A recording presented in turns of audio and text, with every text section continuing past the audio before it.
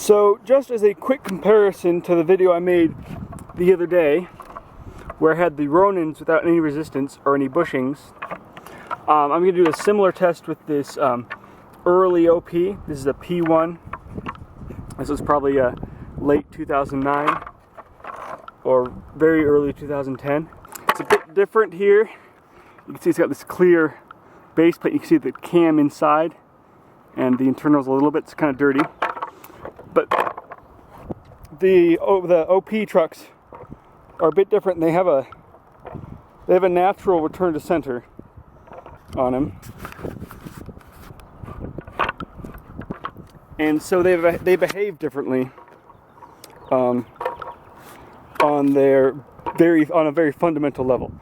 So I'll do the same test, and I'll kick it downhill, and we'll see what happens.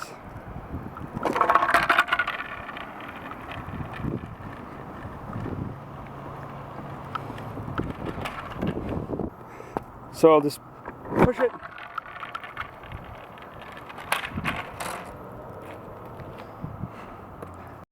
Okay, one more time.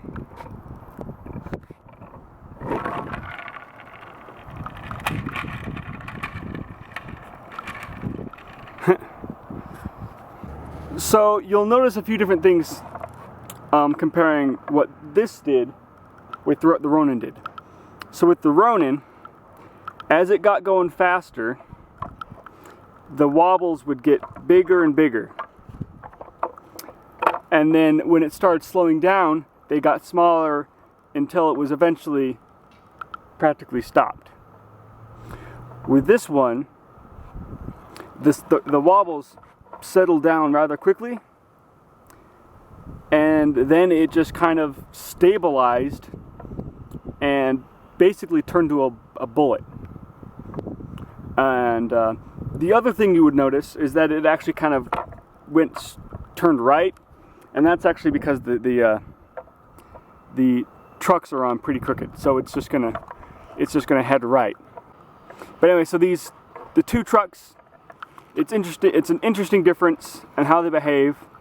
It's a fundamental difference, and these trucks here, the OPs, were actually designed